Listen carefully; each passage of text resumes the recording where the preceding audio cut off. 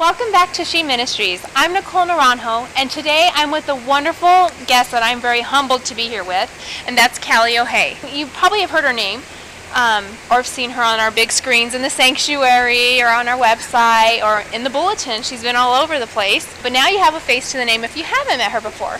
She's been part of She Ministries outreach as well. Kelli, will you give us a short introduction of who you are? Like you said, my name is Kelli O'Hay, and I'm a missionary to Jinja, Uganda, and I've been there for about 3.5 years, working primarily with the youth. I think all of us are curious as to what took you to the mission field. It's a long story, but to make a long story short, I never thought I was going to be a missionary. And so God just opened up doors through short-term trips, and slowly by slowly just started revealing His plan for my life, and through my quiet times and everything, He just kept confirming it. And when I was praying about whether or not I should get my master's or what God had for me before my senior year of college, He brought me to Africa, and I fell in love with it, and a year later I moved out there. Wow. Yeah. And then any particular reason that you chose Africa? I never had Africa in my heart, and then I went out there and I clicked with Jess and Bev and Ryan and just the work that they were doing, and it just fit. It was just like a puzzle piece that had finally found its place, and that was me in Jinja. Well, and another question I have for you, actually two questions, and that's, will you share maybe one of your saddest experiences that you've had out in Africa, and one of your maybe most exciting or joyful experiences with us? Okay. One of our saddest experiences, I would have to say, would be about a year ago. We had a little girl, she was about 9, and she ended up passing away, and it was super sudden, and she had osteomyelitis and sickle cell anemia, and that broke our entire staff, our entire church. I just remember Jess and Bev and Ryan and I being on the floor with her mom, and also Joe Daniels was there, and we were just sobbing, just with the little girl. Her name was Naziwa, on the hospital bed just right near us, and death there is very real, and even I had to change her into her clothes to be buried in, and that's something I'll never forget. Remembering her little best friend who was 10, he was a little boy named Moses, just standing at the side of her grave, just looking at it, and it's still really raw and super painful.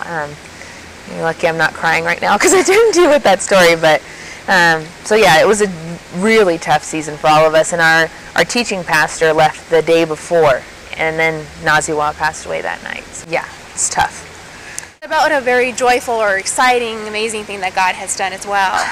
To pick out one of those is like one of those things of picking a favorite star in the sky. But really, one of them is just one of these girls of mine. She's around 13 years old, and she lost her dad, and she actually came to my house the morning after her dad passed away, and I didn't know what was wrong, and I asked her what happened, and she said, my dad just died, and it shocked me. But then to see what God's been doing in her life since then, she just has a heart to reach out. She came up with an idea for us to bring clothes to this one orphanage where they don't have any.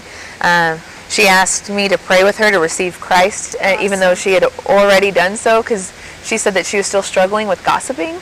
And so just her sensitivity to sin, and just her heart and her smile, and even in the midst of pain, I think it really defines the people that I get to minister to, is that they've been through a lot of pain, yet they still have faith, they still have joy.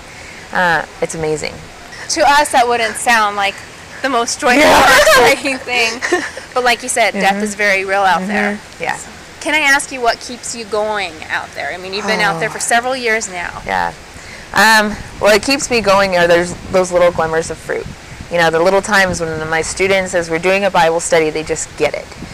When they come and they ask me, that they've heard something that didn't sound quite right, and it's just discernment and the Holy Spirit working in their lives. Just that proof that they're not just trying to go through the motions, but that He's real in their lives.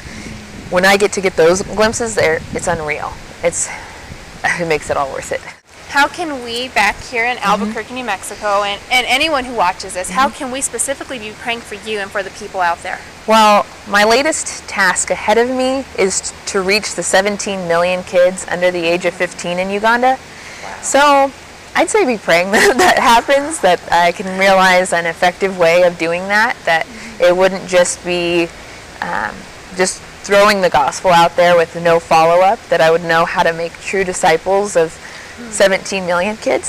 So, because I know with him, nothing is impossible. That's so right. just pray that I would be listening to his voice and acting in his timing and in his way, and resting in him and not resting in my own plans or anything like that. I would say that's one of the biggest things. And also just to make disciples of the youth group back home, and yeah, but just basically to make the most of every opportunity. You got it. We serve a big God, so Amen. it's a big prayer request, but we have a big God. What's next? Oh boy, what's next? Well, in order to reach that 17 million, my idea is basically to follow the Pauline principle, is where he would go and either start a new work or he would encourage an existing work, and then he would pour into them, and then he would go to a different location, and then he would come back around. And that's really what I'm hoping to do, is to hit different villages. 3 months ago we hit about 6 of them. I want to try to get that up to 10 in the next school holiday, and just keep adding on to it from there. And then who knows what God will open up from there, but I really want to get my students involved in outreaching to their peers as well, so that way the work multiplies, that it's not just me, but it's all my students as well, just making disciples of all nations, especially Uganda. Kelly, I wanted to ask you, what advice would you have for maybe someone who is thinking of going into mission field, whether they're 17, a 20-something-year-old, or someone who's ready to retire? Okay. I would say, first thing, I really recommend them going on a short-term trip, anywhere. You know, if it's Mexico, if it's Montreal, if it's England, wherever it may be, just to do something to change your worldview, so that you can just really get an idea of what God is doing in other places. Because a lot of times people have an idea of what missions is like, and then they get a little taste of it and they go, oh, just kidding. But then also along with that, make sure that you are seeking him and his kingdom first, that your motives are right in it, and that you are so solidly grounded in his word that you are coming to him every day, asking for him to speak to you, to guide you, that you have an obedient and humble heart before him, where if he says yes, you'll go no matter where he sends you. If he says no, you'll still obey. And I think that those things, it's all about the attitude. And I'm not saying that mine was perfect. It went through a lot of breaking in order to get me there. But yeah, I would definitely say just be solidly entrenched in his word above everything else. Great advice. So one thing that I really look forward to, Kelli, one of the ways that I keep up with you, other than your newsletters, is through Facebook. Yes, ma'am. Now, when I'm getting ready for bed here in Albuquerque, New Mexico, I'm always blessed when I get to see Kelli post, she's beginning her day. Yep. And sometimes that means you're posting like what to pray for that day, what you're going to be doing that day, and sometimes it's just a beautiful African sunrise. Yep. So I really appreciate that. Oh, Thank good. you for doing that. I'm glad. It's awesome. I'm glad. So what is maybe one of the things that you miss the most when you're out in Africa? Along with green chili, I would have to probably say just my family.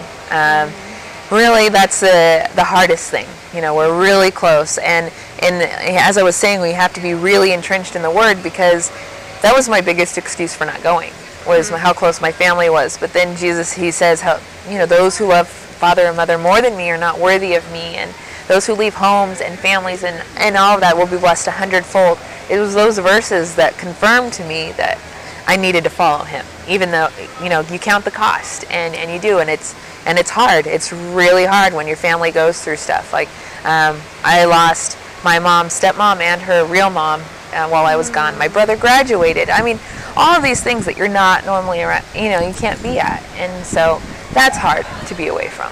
I bet. Another way that we can definitely be praying for Kelli. Exactly. And all missionaries who are out there. You're very courageous, Kelli. And honestly, I think that we as moms, grandmothers, aunts, dads, whomever's watching this, these are the people that we should be pointing our kids to look and model after, honestly. Too often we have celebrities, we have athletes, but really it's the Mother Teresas, the Kelli O'Hays of the world. But I encourage you, get your kids involved, get them on her, get on her mailing list, or get on her Facebook and see what they're doing, and remember to pray for them. However God leads you to maybe support Kelli or another missionary, whether it's financially, But prayer is huge, It's man. so big. Prayer can move mountains. Exactly. So I encourage you that when you stop watching this video, before you do anything else, I ask you to please pray for Kelli. That would be amazing. That would be fantastic. Thank you so much, Kelli, for Thank meeting you with me. so much, Nicole. Like I said, I'm humbled to be here, and I'm very inspired by you, and I know that so many are. You truly make a difference for His kingdom. So thank you. Thank you. Thank you for joining us for Stream Ministries, and we hope that you join us again next time.